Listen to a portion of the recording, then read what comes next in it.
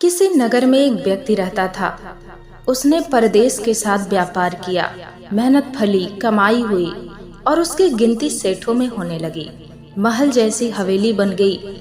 वैभव और बड़े परिवार के बीच उसका जीवन बड़े ही आनंद से बीतने लगा। एक दिन किसी दूसरे नगर से उसका एक संबंधी आया। बातचीत के बीच उसने बताया कि उसके यहाँ का सबसे बड़ा सेठ गुजर गया। बेचारी की लाखों की धन संपत्ति पड़ी रह गई। बात सहज भाव से कही गई थी, पर उस आदमी के मन को डगमगा गई। हाँ, उस सेठ की तरह एक दिन वह भी तो मर जाएगा। उसी क्षण से उसे बार बार मौत की याद सताने लगी। मौत आएगी, उसे ले जाएगी और सब कुछ यहीं छूट जाएगा। मारे चिंता के उसकी देह सूखने लगी। देखने वाले देखते कि उसे किसी चीज की कमी नहीं है।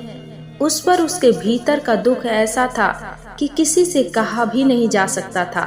धीरे धीरे वह बिस्तर पर पड़ गया। बहुत इलाज कराया, लेकिन उसका रोग कम होने की बजाय बढ़ता ही गया। एक दिन एक साधु उसके घर पर आया। उस आदमी ने बेबसी से उसके पैर पकड़ लिए और रो रो कर अपनी व्यथा उसे बता दी।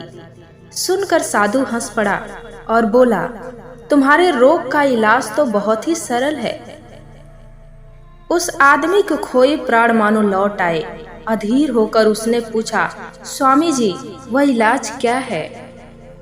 साधु ने कहा, देखो, मौत का विचार जब मन में आए, जोर से कहो, जब तक मौत नहीं आएगी मैं जीऊंगा। इस नुस्खे को 7 दिन तक आजमाओ, मैं अगले सप्ताह आऊंगा। 7 दिन के बाद साधु महाराज आए तो देखते क्या है कि वह आदमी बीमारी के चंगुल से बाहर आ गया है और आनंद के गीत गा रहा है। साधु को देखकर वह दौड़ा और उसके चरणों में गिरकर बोला, महाराज, आपने मुझे बचा लिया। आपकी दवा ने मुझ पर जादू सा असर किया है। मैंने समझ लिया कि जिस दिन मौत आएगी उसी दिन मरूंगा, उससे पहले नहीं। साधु ने कहा, वत्स, मौत का डर सबसे बड़ा डर है। वह जितनों को मारता है, मौत उतनों को नहीं मारती। दोस्तों, मृत्यु अटल सत्य है।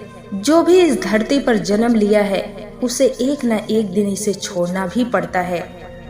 दोस्तों, कोई चीज इतनी भयावह नहीं होती जितना हम सोच सोच कर उसे बना देते हैं।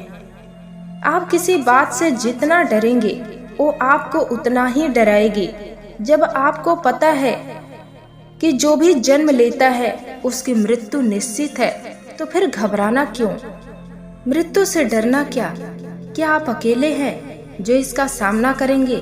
नहीं, सभी पशु पक्षी जीव जंतु इसका सामना करते हैं। जब सबके साथ वही होना है तो सोच सोच कर मरना क्यों? सोच सोच कर 10 साल बाद मरना है तो 10 साल पहले ही मर जाएंगे। इसलिए मृत्यु से भयभीत नहीं हो।